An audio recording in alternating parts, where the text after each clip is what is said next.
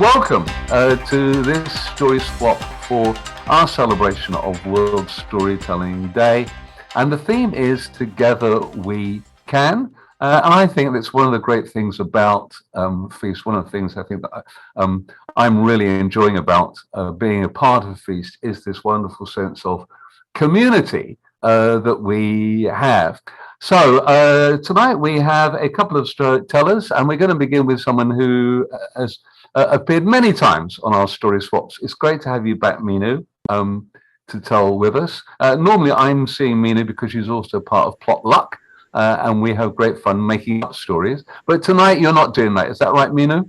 No, that's right. You know this story. Okay, all right. So is there anything you want to say about it before you get into it, or you just want to go straight into the story? Yeah, so it's basically a story that I have written myself. Oh, wow. And so I just wanted Is this the first time? Is this the first time that you're sharing an original an original story by you? Yeah, in Feast platform, that's Yeah. Okay, well, that's fantastic. We're really looking forward to that. Over to you. Thank you, Roger. Namaste, namaskara, vanakkam. Mother Teresa once said, I can do things you cannot. You can do things I cannot. But together we can do great things. And when I came across this quote, I don't know, something happened inside, and I just thought I have to write a story, and I wrote it. So this is what it is. Far, far, far away, beyond the mountains, across the great rivers, there was a small town in India. A beautiful town indeed, which was known to promote the Indian national game, hockey. Many, many players, since many generations, have come from this town and played for our national game. There was no differentiation between a girl or a boy. Parents did not see that. And they wanted every child in their town to learn and master the sport and play for the country. Here lived Master Dhanraj, the former captain of the Indian national hockey team. He had retired now and was coaching the boys and girls in this town. So it was one evening when the students of Master Dhanraj were all so excited. They were all so geared up because they were going to play their first hockey match. It was a friendly match, of course, but still, it was their first match, debut, and they were so excited. Warm-up was happening, and then 10 minutes later, the match began. It was the first half time, the first 35 minutes. Now, as I mentioned, it was a mixed group of boys and girls from across age group of 8 to 12 years. And each one of them had a unique strength that they brought to the team. While one was very good at passing the ball, another was very good at dribbling. While one had a great ability to attack, another had a great ability to score. So you see, each one of them was undoubtedly an asset to the team. The first halftime, as I said, was going on in full swing. 25 minutes had passed. Master Dhanraj observed that not a single goal had yet been scored. He observed for 10 more minutes. At the end of the first half time, the first 35 minutes, Master Dhanraj knew exactly what was missing. Half time, he said. And all the players came running to wipe away their sweat, to have their share of drinks. That's when Master Dhanraj spoke. Students, as you know, the intermission is usually for 5 to 10 minutes, but today we are going to break for 30 minutes. And off you all get into the academy building right now, he said. To the surprise of all the students didn't know why this was happening. But it was an instruction from the master, so they had to follow. So all of them walked into the building. Master Dhanraj made a few phone calls on the way, and he too followed. He entered into the lobby where all the students were sitting. And he said, "Students, now we will be playing a small game. Of course, not hockey. And this game is going to have 3 rounds. I shall call you into the room in 5 minutes," he said, and walked into a room on the side. There were a lot of questions in the minds of the students. Why now? What is this game all about? And why now when we are playing a hockey match, their first hockey match? There were a lot of questions and no answers. 5 minutes later, Master called them inside the room. The students went inside the room and they saw that there was a huge table, and on top of the table, there were a lot of balloons kept. Round 1. Students, each of you will pick up a balloon, inflate and write your name on that balloon without tampering, he said, and walked out. Each of them quickly got into action, and they started blowing into the balloon.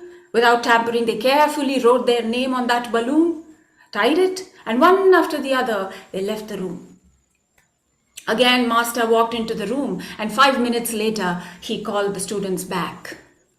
Now, the students observed that all the balloons that they had inflated were all scattered. In addition to that, there were more balloons added. Only difference, those balloons did not have any names written. Round 2. Students, you have exactly 10 minutes. And in these 10 minutes, you shall try to find your balloon, the balloon you had inflated with your name written on it. And in this process, if any of you pop any of the balloons, then you get disqualified. The first 3 who are able to do this, that is find the balloon, will be considered winners. Your time starts now, he said, and walked out. Frantically, the students started searching everywhere. 10 minutes just passed in a jiffy. But alas, none of them were able to find their balloon. Master walked in and said, "Round 3. Students, your goal will be the same. You are going to find your balloon. But this time, in the process, if you find a balloon that belongs to another person, then you will be handing it over to them. 10 minutes, your time starts now," he said, and walked out. Again, the students got into action. But this time, 5 minutes. That's it. Hardly 5 minutes. And all the students walked out of the room with a wide smile on their faces. And of course, balloon in each of their hands, or each of them had a balloon in their hand, their balloon, of course. Wonderful, wonderful, excellent. I am so proud of you, my dear students. I am indeed proud of you, he said, Master, as all the students settled down in the lobby. They were happy because they emerged victorious, but that confusion was still there. Why did they do this? That question was still there in their minds as Master spoke. My dear students, if you had observed, when I had given you the 10 minutes first time to find your goal, to find your balloon, none of you were able to find it. Do you know why? Well, indeed, you were all focused, but you were focused on your individual target. But the next round, you had the same goal, but you hardly took 5 minutes. Why do you think it happened?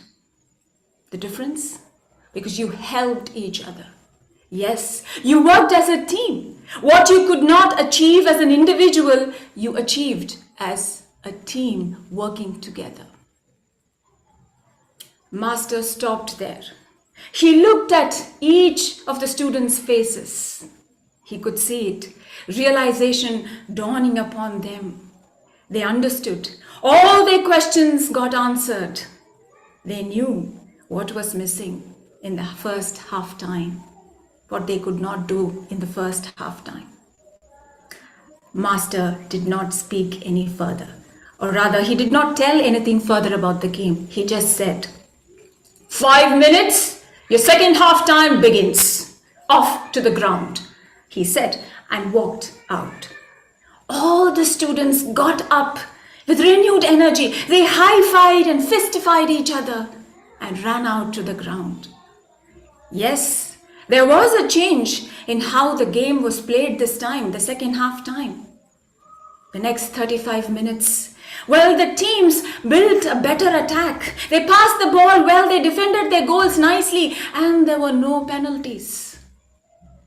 At the end of the second 35 minutes, at the end of the match, each team had scored one goal each. Well, that day, that hockey match ended in a draw. But the players knew that they had emerged victorious by not just coming together, being together, but also working together. Thank you. Thank you. Very, very nice. Thank And you. you know, it's funny you mentioned the India's national game. I learned that in January because I was in Bhubaneswar for the Hockey World Cup. And I, in my, with my English bias, of course, thought that cricket was the national game. But no. In India, it's hockey. So there we are. And I didn't know that the half a batch was 35 minutes. So I've learned something else today. Thank you very much. Very entertaining. I love your delivery. And I love the whistle too. It's like, oh, okay. A great way to start the session. I picked absolutely the right one. I think everybody is awake. Yes, that's very good. Even Ambu, that's excellent. So thank you very much. I'm impressed that you, if you put that story together yourself. So any thoughts of trying to get it published? Sure, I can do. Yeah, I would love to, of course. Well, I think you're in a great place to do it, and particularly, I would go to the state government in Bhubaneswar because they've basically said that they want to make Bhubaneswar the capital, don't they, of World Cup hockey or something. So maybe they'll find some funds. You've got a book there. It will be very close to their heart. I'm going to treat you if I get that. Thanks very much indeed. Very good. Very good. So now let's go to Lalitya for our next story. Hi, is this your first time sharing a story on a swap for us? Yes, it's the very first time I'm sharing the story on Feast platform. Wonderful. So where are you actually based, Lalitya? I'm based out of Chennai. I'm a storyteller. Okay. Do you identify as a storyteller, or is this something that you do as a hobby? No, I identify myself as a storyteller. I'm very much a storyteller, and I'm enjoying the process of telling a variety of stories, especially to children, and Excellent. Of course, sometimes to adults too.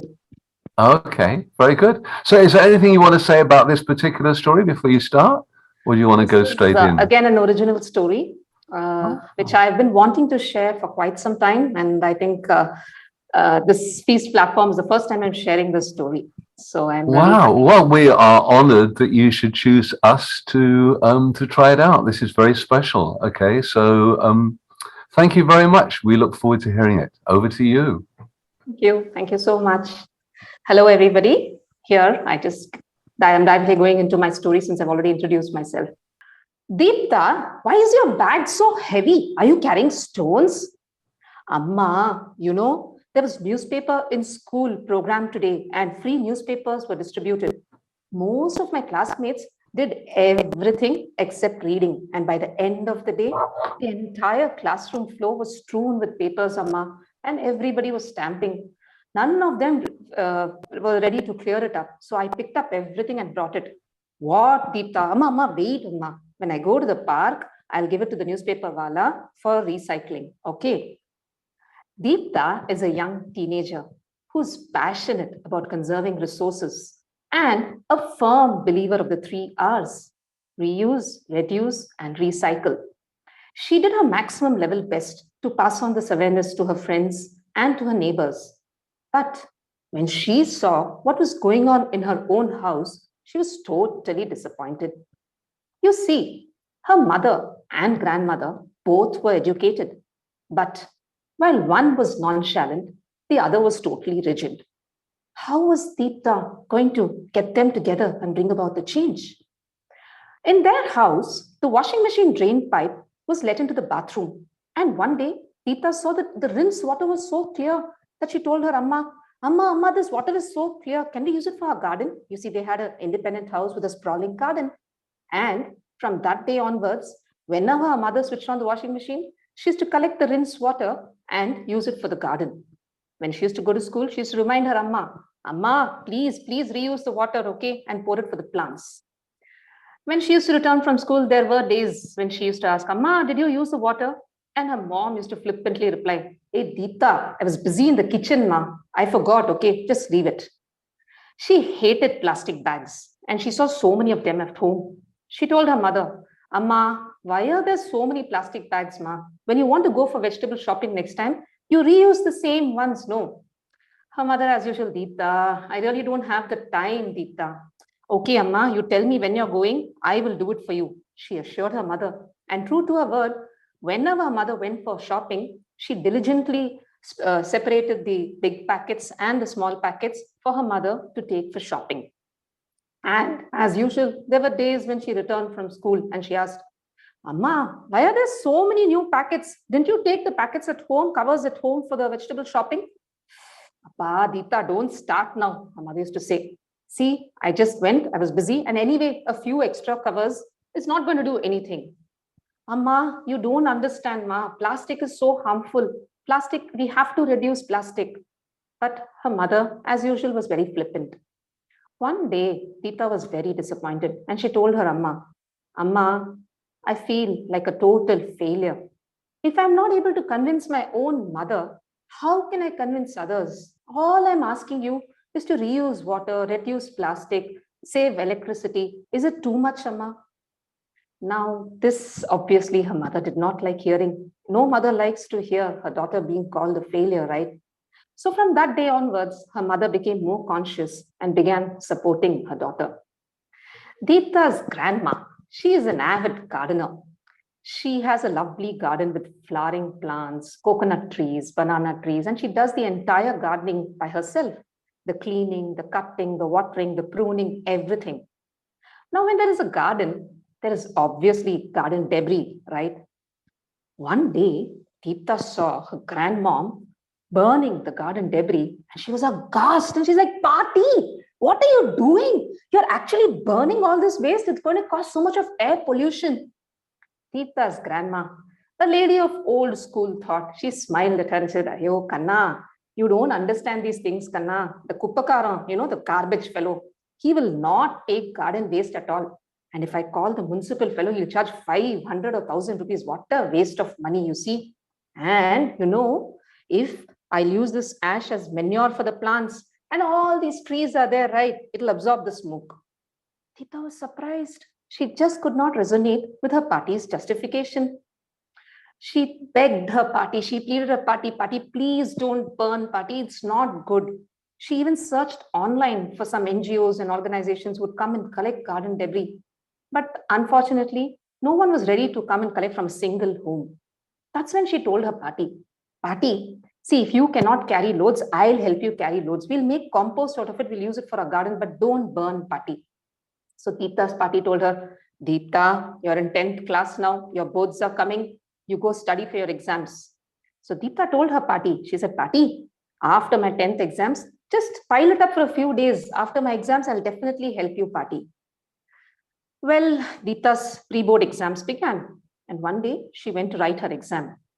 And her party quietly went to the backyard and she began burning the garden debris.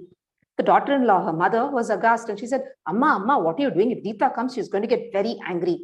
And her mother-in-law replied, No, wait. Before she comes, all this will be done. That girl is a small girl. She doesn't understand.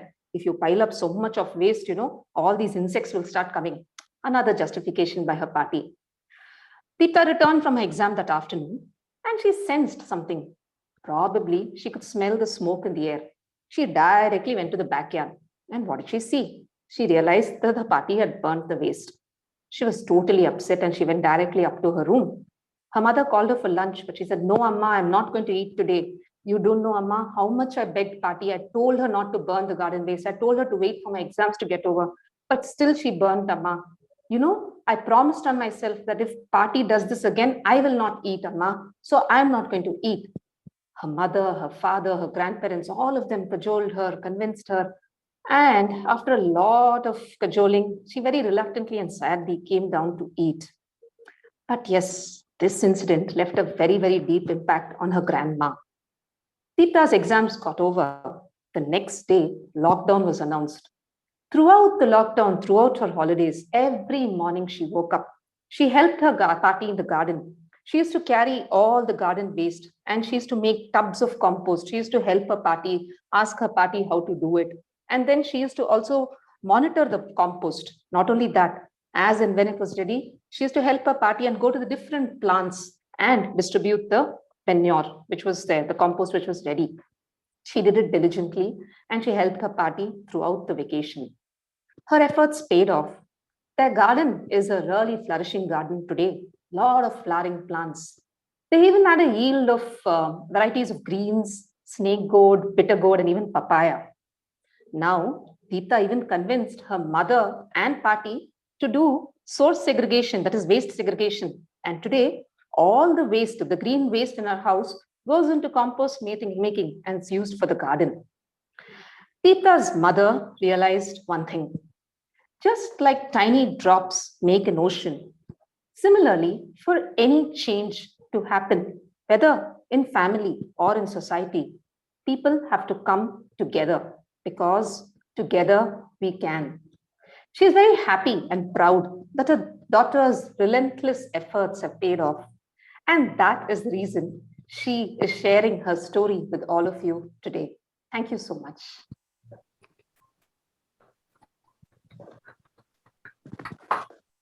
Very nice, very nice. That's a lovely story. Were you part? Did you join the Eco SIG at any point? Did you come to those stories? You should have been part of that group. You should have been part of that group. More than me, I think my daughter should have been part of the group. Absolutely, absolutely, she should be. And you know, I mean, it's one thing to have your garden, but it'd be great if I mean, that's a wonderful story. And I think probably yes, the fact that you can tell it, it might be quite difficult for Deepta to actually go out and tell that because she's the hero and people are kind of might react. But for you to tell it is great.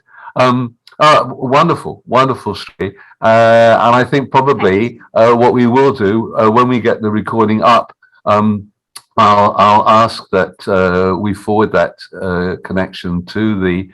We have our eco mentorship. We've just finalized the 5 people who are going to be working with Fran Stallings over the next 6 months or so, and I'm sure they'd be delighted to hear that story.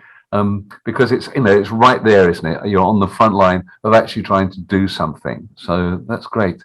Thank you. I thought you told it beautifully. I love how much dialogue you had. I mean, the whole story basically is dialogue, and you're playing the different characters. Beautifully done. Thanks very much. And I hope that now that you've done that once, I hope we'll see you back and that you share some more stories, whether they're your own or a traditional story. Okay. Thank you so much, Roger. My pleasure. Thank you all of you. Very good. Thank you. Very good. Well, now we're going to go across the water to welcome back Jim, who's been on several of our story swaps before. Great to have you back with us, Jim. How are things with you? Going quite well. Thank you very much. And it's good to be in your company again. I always enjoy the warmth and the stories from this group. It feeds me. Well, that's excellent. Good. Yeah, we're the sort of compost in the Jim Kissane garden, obviously. Glad to keep you looking young and fresh and blooming. So what's the story you got for us today, Jim? Well, I'd like to take you back in history about 100 years. The 18 co-workers that were gathered together in the back room of a tavern in New York City in a dimly lit side street on October of 1937 were milling about. You see, it was a retirement party for a coworker. Tommy Harrigan, age 42, was retiring from his job in the state government. Now, all of those that were present in his department had been hired after he had, and several had been promoted a number of times, but not Tommy. You see, everybody there saw this quiet, unassuming man as very reliable and punctual and genial, but apparently was quite unmotivated because he seemed very content at doing the menial job of being a desk clerk. And still, the fact that Tommy was here celebrating 25 continuous years of working with the state government, they were there to toast and celebrate his future. A question arose from the group. So what are you going to do now, Tommy? And everybody waited to hear what they thought was going to be a very boring response. Well, you see, I purchased me a small island off the coast of Florida, and I bought a nice little fishing vessel. You could see the shock and awe across the coworker's face. Astonished looks everywhere. And a coworker jumped up and said, "What? How could you possibly afford to do that on your meager state salary?" Tommy arose, cleared his throat, and said to the crowd, "Well, I suppose an explanation would be appropriate. You see, when I was 10 years old, my family arrived in America from Ireland. We were dirt poor, and we had left Ireland seeking the opportunity at a new life here in the States. But when we got here in New York in 1905, I had a harsh discovery. This land of opportunity was not at all what it was supposed to be. You see, we were still dirt poor. And through my young eyes, I saw two Americas. And yes, one was for us poor immigrants that had to scrape for a basic existence. And then there was a wealthy class that seemed to operate by a quite different set of rules. Now, I already knew what this was like. You see, as a kid growing up in Cork, Ireland, us street kids played a game called pitch and toss.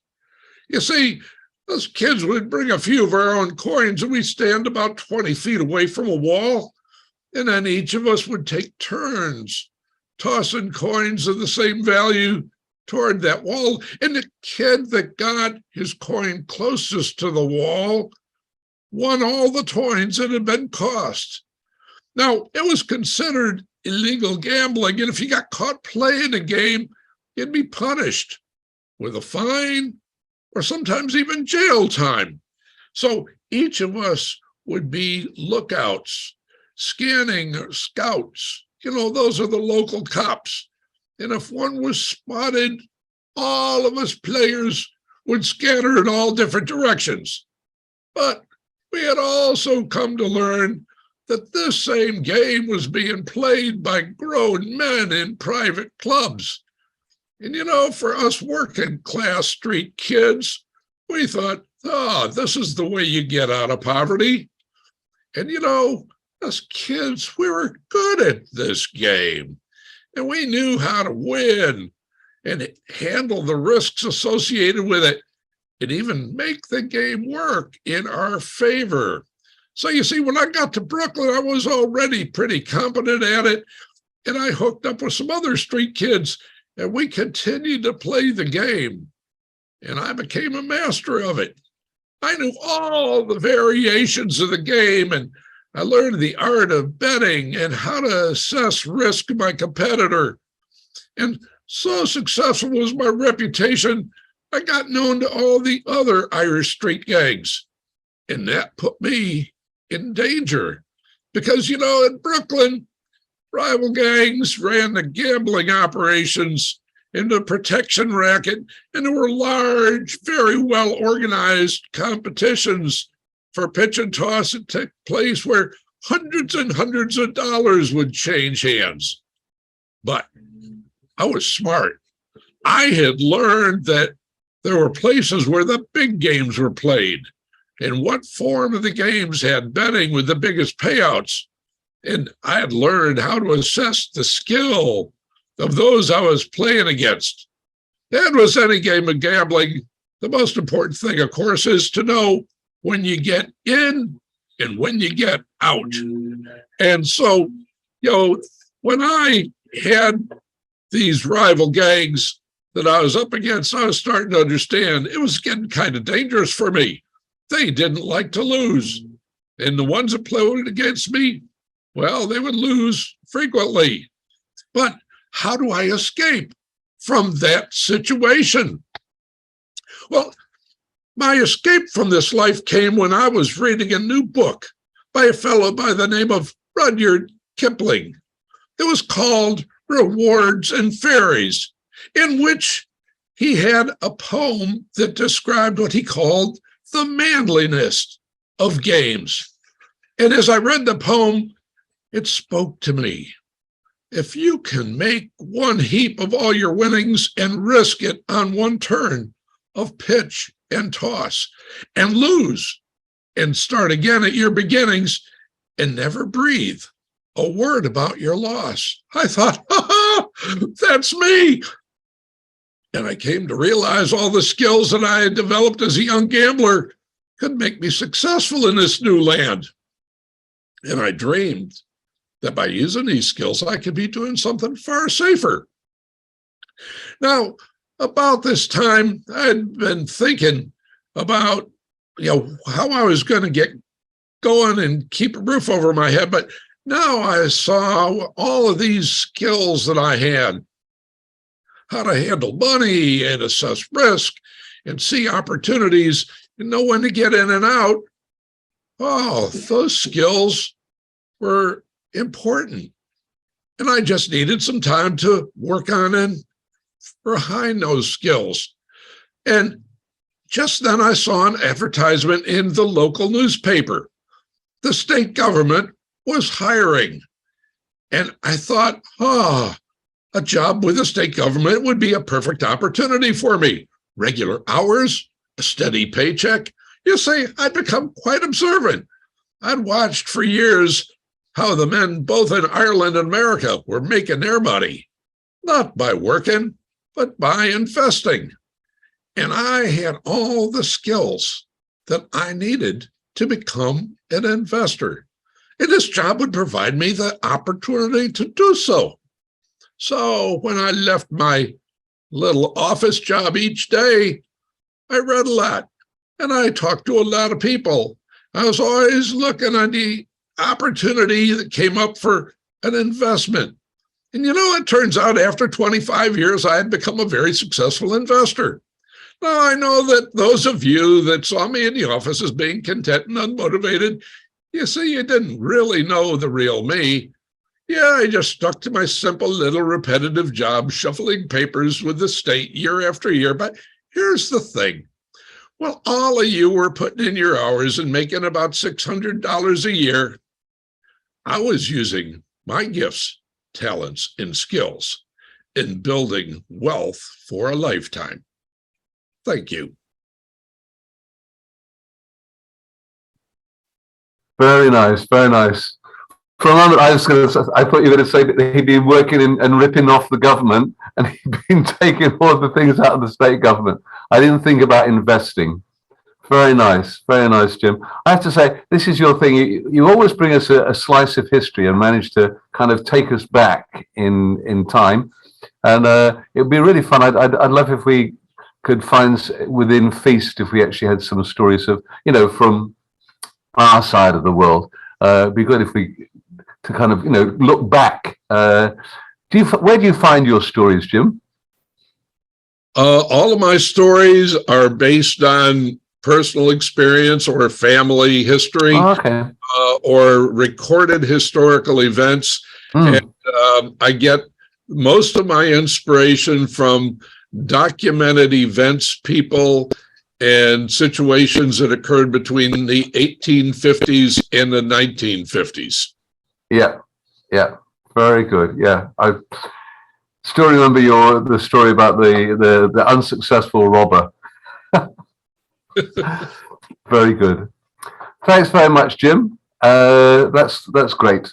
We're going to move on now to. It's unusual. We're actually going to have a tandem. We very rarely have tandems. Though I am going to. It just gives me an opportunity just to mention that the next olio that we have coming up, which is in April.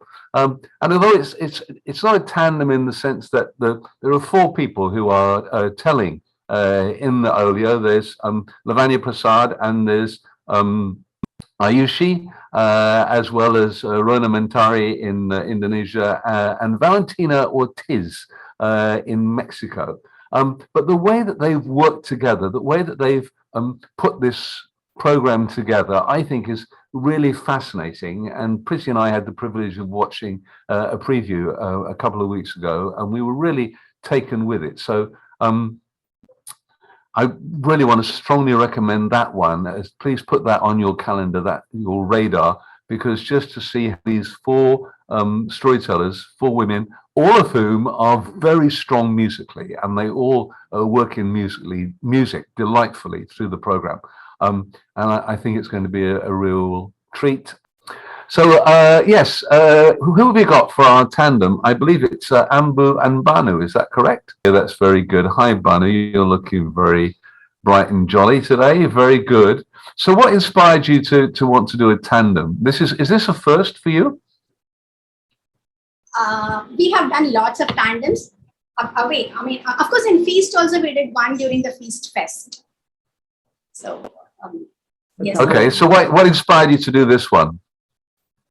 Banu, do you want to say? Well, it was Ambu's thought. She just sparked the idea. Like Feast hasn't had any tandem in swap as such. So she threw the idea, and it wasn't 2 initially. We were 3. Actually, Pritigya was also part of this till a day ago. Unfortunately, she's unwell. Yep. So well, this is the advantage of when you work as a team. When somebody drops out, then you can carry on. If the show was just Pratigya, we'd be left there going like, what are we going to do? So very good. I have every confidence that the 2 of you will juggle it beautifully. So over to you. Thank you, Roger. But the only challenge was, a tandem which was designed for 3 people had to be changed for 2 people over in 1 day's time. So, yes. Okay. To start with the source of this story, this is adapted, and what do I say? This story is built on a small snippet of information that was read in social media some time back. So, first, thanks to that unknown person who created that little snippet. Here we go. Banga rasamavani, banga, banga, banga, banga, banga rasamavani. This welcome song echoed the railway station of Vadur, a small village in South India. Saravanan, the son of the chieftain, arrived from the train with a big suitcase and an MBA degree, with lots and lots of hope and confidence to put all his knowledge into practice. The villagers welcomed Saravanan, the son of the village chieftain Ratnavale, with garlands, smiles, and hugs. The celebrations went throughout night with drum beats and feast and dance and song. The next morning, Ratnavale woke up with a big relief. now that his son had come to take care of all the businesses and shoulder his responsibilities. Because they had acres and acres of farmlands, orchards, chili mills, rice mills, and lots of cattle to be taken care. So almost all the villagers worked for him. Saravanan was equally excited as his father. In fact, this was his dream job. He took an MBA degree for this very purpose, to serve his village and his father better. In a week's time, Ratnavel summoned his son. Saravana, I am glad you're back, and I'm happy that you're interested in our businesses. It's time I take a break. Of course, Appa, you really deserve a break. Now tell me, what do you have in mind? Saravana, after your Amma passed away, I had been wanting to go on a pilgrimage to Kasi, Rameshwaram, and other places. I will be back in 2 weeks. Appa, I will make all the arrangements. So saying, Saravanan made every single arrangement for a comfortable pilgrimage for his father. Then he moved on to work. He stepped into the chili mills first. The moment he entered, he saw the chilies were getting dried, and he thought to himself, I'm sure the chilies have dried and the villagers are getting it ready to be crushed. But as he moved closer, he saw the villagers chatting among themselves. And this was the conversation that he heard between two people. Adiyati, Meenamma, you know her? Who, Meenamma? That girl from the nearby village. Do you remember? You know what? I saw her the other day there with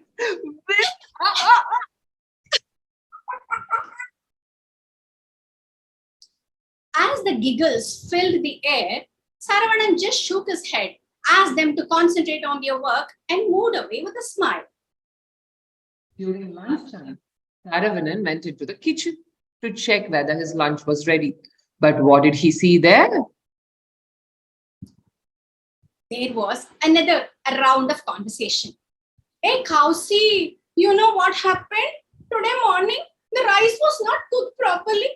And for that, your Anna, my husband, he was so angry, he came to hit me, you know. Chuchu, what did you do then, Akka? What did I do? For the past 18 years, I have been taking beatings from him. I couldn't take any more. Today, I gave him 2. Oh my God. Then he must be upset, Akka. Don't you know? What upset? Between husband and wife, all upset will set with sunset. Look at our head cook, Roger Mama, the most experienced. He is also smiling. It will get set. Now, this irritated Saravanan. He said, what you ladies are always talking? Come on, stop talking and start working. Get the lunch ready at once. I'm hungry and I've got work. Hurry up, ladies. The lunch was ready. Saravanan finished his lunch, and in the evening, he went to the cattle farm. What did he see there? Of course, men were milking the cows. Not only that, they were conversing. Raman, you know, no, next month we have our village festival. You remember? How can I forget our village festival now? I can't wait to see the Karakam dance of Kannaga. What movements, what grace, and that style.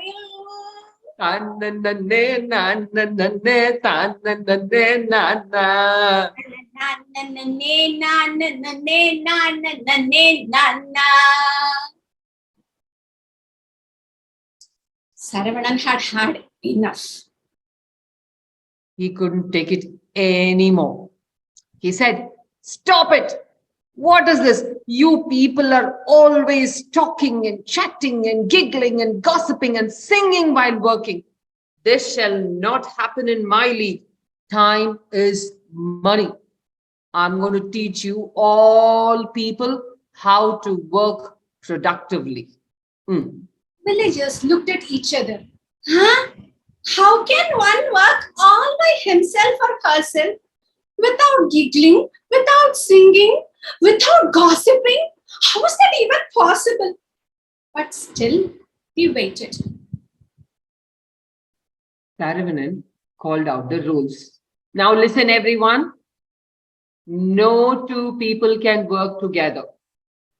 No singing, no gossiping, no giggling, and no singing while working, which means you all are supposed to work individually and separately. Got it? Of course, the villagers had expected this and they were fearing this because they knew this what MBA degree people do. But now they didn't have a choice. They had to follow the rules and they started working all alone by themselves.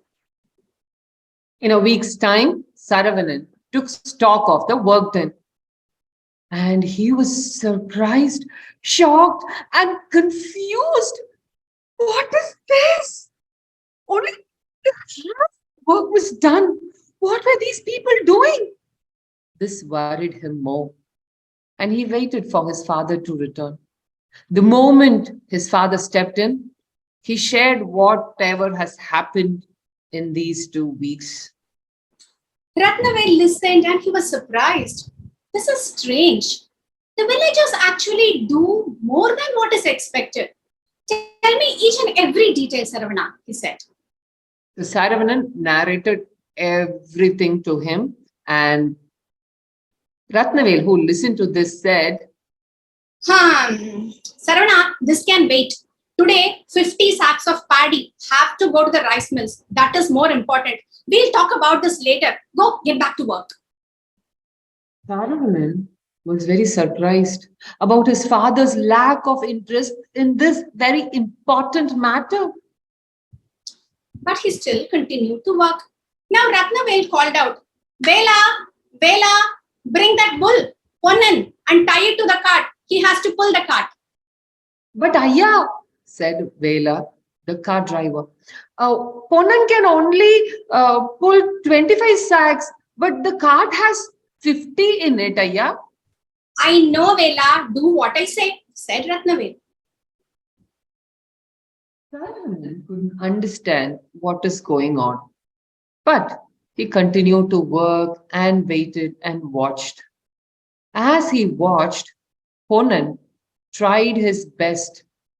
The bull tried his best, but he couldn't move even an inch from its place. Saravanan stood there, muted, watching all this. Now Ratnavel called, Vela, you were right. Ponnan is unable to pull the cart. Now bring the other bull, Kala, and bring him here. We'll see. Saravanan stood there, unable to understand what his father was up to. But as his father was speaking, he was stroking Ponnan, the bull, while he was talking. As the bells tied to the necks of the bulls jingled and their hooves stamped the ground, Saravanan couldn't understand what his father was up to. He was quietly watching that experiment. Rah! Hey, hey, hey, hey, go, go, let's go, let's go. Vela, the cart driver, tried to drive the cart. What a surprise! Despite the initial struggle, Ponnan the bull was now able to pull the cart all by himself. Saravanan couldn't believe his eyes. Appa, what is this? The Kala, the bull is not even tied to the cart. It is just tied to a pole. And Ponnan, who was struggling a while ago, is able to move the cart now. What magic has happened, Appa? Ratnavel with a smile said, Saravana, you know, Ponnan cannot see. He is blind. He just felt the presence of his friend Kala next to him. And just the feeling that his trusted friend is by his side gave him the confidence to do something which he was not able to do a little while ago. there was a moment of silence. Saravanan realized and decided and got rid of all the rules that he had laid to his workers. For he understood the essence of Together, we can. can. Thank you for listening. Thank you. Very nice. Very nice. Yes. Love the way that you worked that together. And I'm really impressed how you went backwards and forwards. I mean, it sounded like you were working for a script, but it didn't look like it. We did mix in between. We did lose our dialogues in between. Of course, we know that. Yeah, very nice. I mean, as you say, I think with three people, it would work very nicely as you gauge. You could ring the stages, or at least have one person as Saran, which would be, very helpful. But nice. No, I love the way you characterized it, and when you went into your comic characters. I think there's definitely you could put together a program with the stories, the one that Mangalam shared about the woman with the cow, and the 17 legs or the 33 legs or whatever it is, look at that. You could have a very nice program with cows and bulls or something. I think it would be very funny, very enjoyable, very nice illustration. And I love the whole idea of the giggles and gossip. What a great way to work. Very, very nice. Thank you indeed. Indeed. I think, Annabelle, we've probably got time. We could squeeze you in if you'd like to share your story. There you are. Yeah. So, it happens. Why not? And in the spirit of Together We Can, let's have one more voice. I think that would be great. Okay. Okay. So what do you want to tell us about this story, Annabelle? Well, actually, I had one story thought for this day in particular, but I think listening to all the stories, you changed my story. Very good, very good. So, I was going to say, so just like the mother listening to Deepta, which was our first story today from Meenu, and having to, of having to, look after the garden, you've decided to listen to us and change your story. I think that's wonderful. So over to you. Okay, thank you, Roger. Okay, here it is. And first of all, let me say that this is one of the first stories I told when I started storytelling, like 18 years ago or a little bit more. So, and it's been a while since I have told it, but sometimes, stories want to be told. And even if this happened in a story written by an author called Charles de Lind, I'm convinced that this story could have happened anywhere in the world, especially to storytellers and people that work with words, poets, even actors, performers. And this happened in a small university town. And they say that there was this group of artists that usually joined together in the evenings to share either new poems or stories that they have heard or thought about or folklore. And what they decided to do was always share not only these stories, but also gossip. And the first piece of gossip that night that they brought to the audience and to the group was that the new librarian at the university library was very much against having the shadow of a large, beautiful tree that he had in the garden shared by everyone actually, and that he had decided to cut the tree. He was doing a lot of pushing and pulling and moving strings to get rid of that tree and get rid of that shadow. So these artists and poets and storytellers were quite worried, but they said, okay, but we cannot do anything except perhaps ask the authorities not to pay attention to him. But the voice of the new librarian was very strong. So eventually the tree was cut. And all these artists, they mourned the passing of the tree and they thought of the loss of that beautiful great shade and those beautiful branches that in the summer and in the spring would be like the covering of green that sometimes they needed for dreaming. And a few days passed by, and one of these artists, a poet called Jenny, she met in the park the magician. The magician was someone that you might call homeless person. Some other people might say that actually he was not homeless, he was a drifter. But he always was on his bicycle, carrying things all around, having not only his luggage, but also other things, other magic things, even a dog that no one could agree on what color it was. That magician was so magic that even his dog was indeterminate.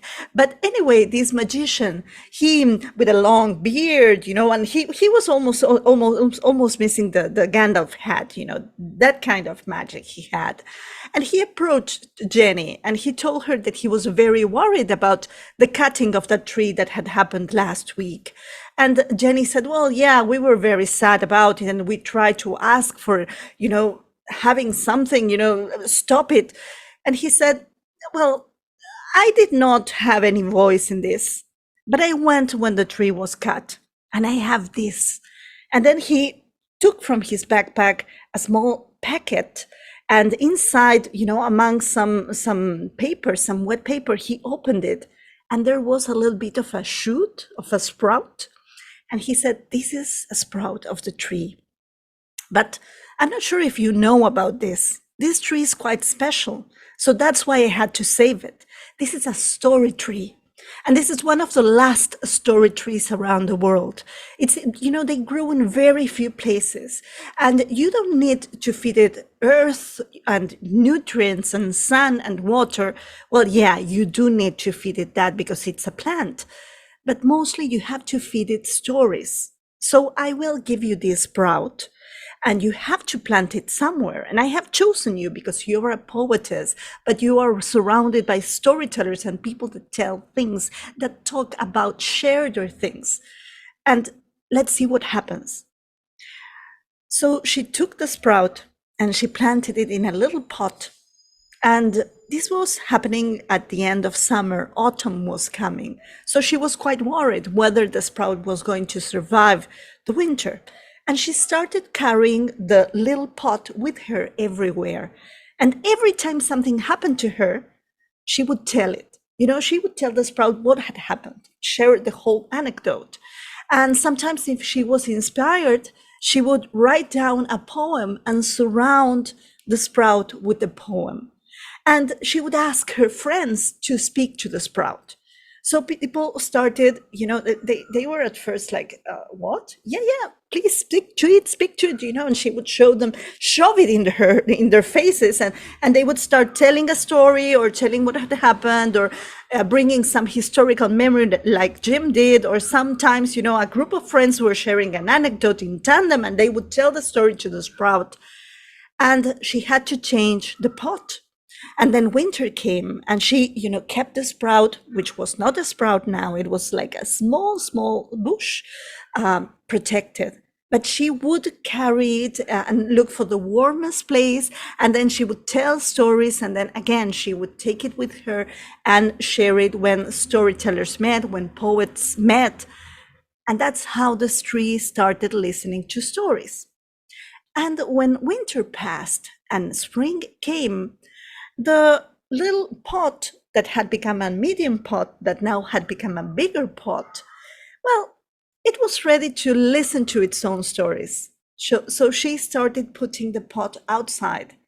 And then the wind brought stories, sometimes that were told by people that were living in the town, but sometimes by people that were living in other places. And they say that sometimes the wind carried the stories from far, far, far away, and they came with accents that were not local. And at one point, she was able with her friends to get the mayor of the town in which they lived, not the university authorities, the mayor, to give that former sprout, this budding tree, as a place inside the park, very close to the statue of another poet. And they planted the tree. And they say that that tree that Story Tree has grown a lot, and it is still growing. And it's in its leaves and in its branches. It waits for the stories that are flowing everywhere and coming around and listening, deep listening to what people are telling all around. So for World Storytelling Day, I wish us to have more story trees. And I wish us for these trees to grow, because the stories that we tell are something collective that sometimes takes root and bloom. Thank you.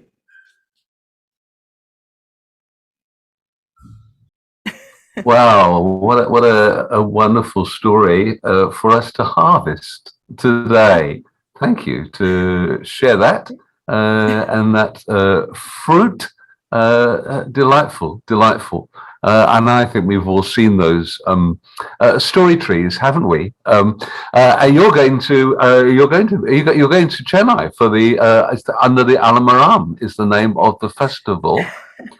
Which is the mango tree, isn't it? So when you get there, you have to go to that tree, and how appropriate that you'll be sharing stories, or at least, if not literally in front of that tree, the spirit of that tree. I have stood there. I will. That's wonderful. Thank you very much indeed for that story. Lovely, lovely, lovely. Okay. I was thinking, of course, the mango tree is a story that I often tell in terms of together we can, because the different parts of the tree all start to argue and say why my life is worse than yours. And then at the end of the story, it's a very strong, very simple story to do as a team story. And the way that I like to present it is that we form an image of a tree with someone sat on the floor, someone kneeling, someone sat on a chair, someone standing behind as the trunk, somebody then on a chair behind them to be the branches, and some others as the fruits on either side. And when they start arguing, then we break that image, and they all then step away from the tree and come down towards and speak and argue about their life is worst. And when they then reconcile at the end of the story, then of course they move back and remake the image of the tree. And they have, as we had in Ambu and Banu just did in their tandem, they say the last line together in unison, which is really tough, isn't it, on Zoom? It's tough to do that, to try and speak in unison, very hard to try and do anything that's synchronized on Zoom. So lovely, thank you very much indeed. It's been, isn't it, the wonderful thing, the serendipity of storytelling is that you never quite know what stories you're going to, how they flow together. I thought we started superbly tonight, and we've ended with a story that was again just a wonderful way to conclude our celebration of World Storytelling Day. It's not officially until the 20th, so you've still got a week. And really, or throughout the week, if you are doing another session somewhere, then there's no harm in mentioning it and letting people know that this is the kind of time of year when we want to celebrate World Storytelling Day. So I wish you lots of happy storytelling, lots of seeds from the storytelling tree. May you take them and scatter them. Okay. Hope you have lots of gossiping and giggling. That's very important too. Don't forget that with your co-workers. Possibly though, if your boss is like, what is her name? Surendran or something. If your boss is like that, then maybe you better wait for him to get out of the way before you gossip and giggle. What was the third thing that you're not meant to do? Sing and singing, gossip and giggling and singing. So do that, have fun. So thank you very much everybody for sharing, and I look forward to seeing you in the very near future.